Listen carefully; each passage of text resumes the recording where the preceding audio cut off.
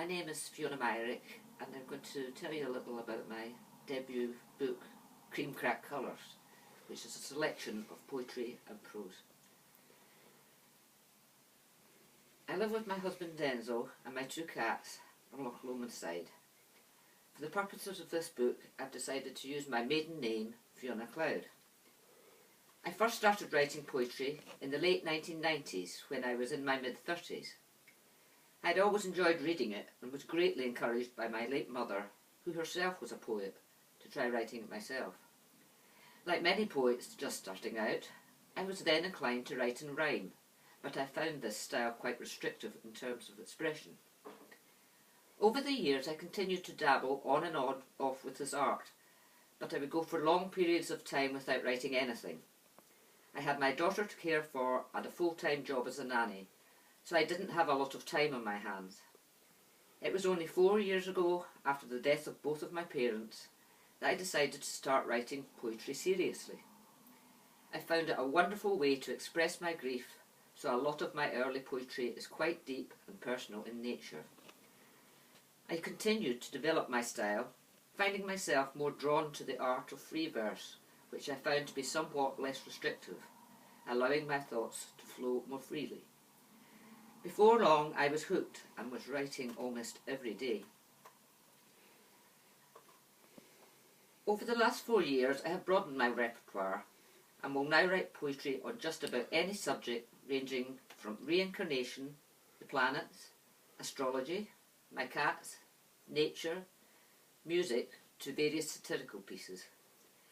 The latter I find great fun to write, and I have the habit of giving inanimate objects, such as my fridge, freezer or washing machine, a life and voice of their own. I've also started writing alternative weather reports of a satirical nature, which are really more about my cats' and birds' reaction to the inclement conditions we tend to get in Scotland. I've included one of them in this book.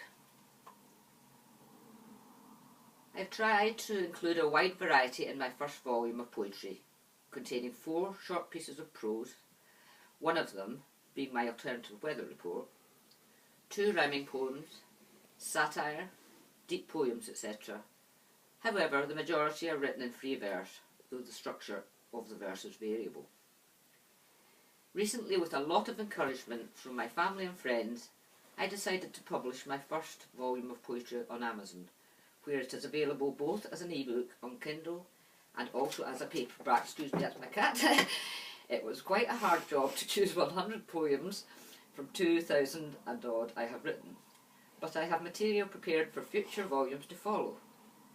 I received a great deal of assistance from my friend Emma Kennedy, née Emma Clapperton, herself a published author, who formatted this book for me, and my daughter Rachel Kennedy, also a published author, who allowed me to use her artwork for the cover of this book. My husband Denzel Myrick, author of the best-selling DCI Daily novels, gave me endless support and encouragement, enabling me to do this. I'm very keen to see the revival of poetry, and have tried to reach out to a younger audience to encourage them in the way I was encouraged when I was younger. I hope everyone will enjoy this volume of poetry.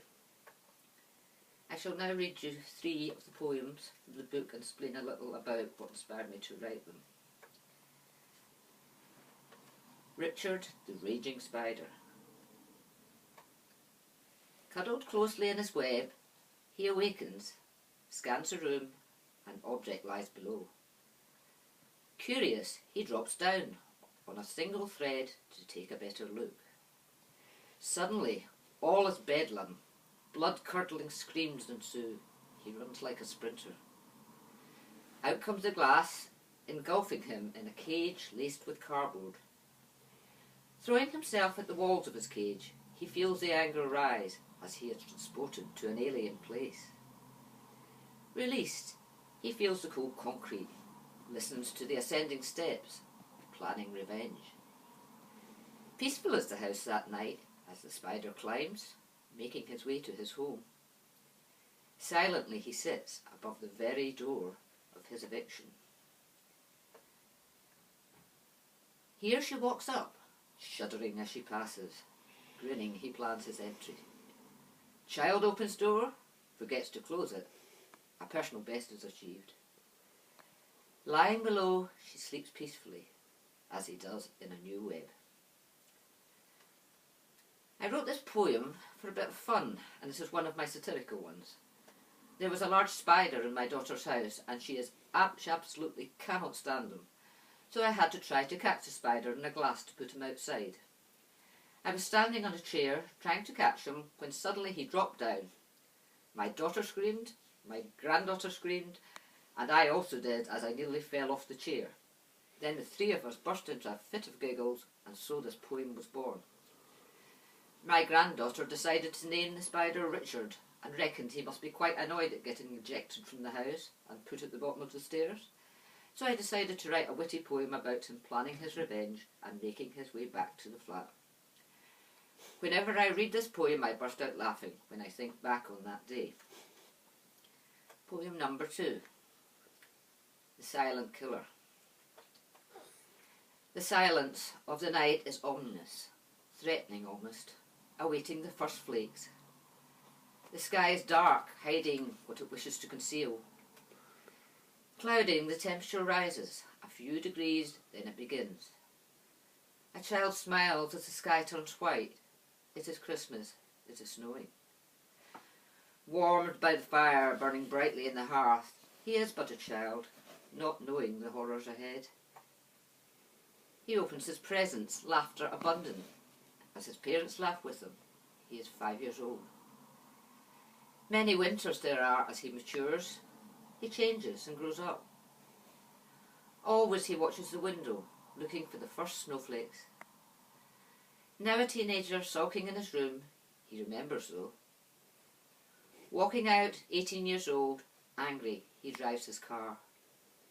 He doesn't know the snow and ice. The memories are wiped. This is one of my deeper and more serious poems, which highlights the dangers of living on snow and ice as an inexperienced driver. It takes you back to a little boy's love of snow in winter time. As a child, he knows the pleasures of playing in the snow and none of the dangers it can cause when it turns to black ice, as is often the case with Scottish weather in winter. As a teenager, he has been driving for less than a year and has no experience of how dangerous conditions can be in such a climate. Like many inexperienced youngsters, he drives too fast for the conditions and skids out of control. This poem may seem a little morbid, but sadly, such accidents are all too common here and the loss of life is tragic. And the final poem, number 3, which is written in the first person. Consort. I shall walk with you, my queen, stroll through the gardens, admire the roses on the way. I shall be your silent confidant, lips sealed always, so you may have a life. A diary of no words confined to my head, forever a true friend. We shall sip tea and eat cake, laugh as others do. We shall dance without cameras. You will die with your secrets, I will die with them too. But forever we knew each other. I wrote this poem from a prompt in one of the writers' groups that I am a member of. You are given a word and you have to write on what it conjures up for you. I thought of the British royal family and our queen.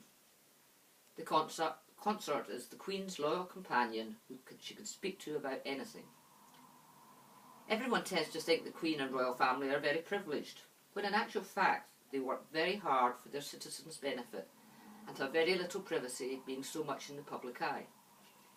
The queen can talk to her loyal companion about normal day-to-day things and that the conversation will remain between the two of them.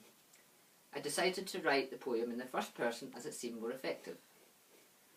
Although the poem is fictional, this is how I imagine it must be for our queen. I hope you enjoyed my selection of poems, and some of you may be encouraged to read some more of the book. Thank you very much for your time.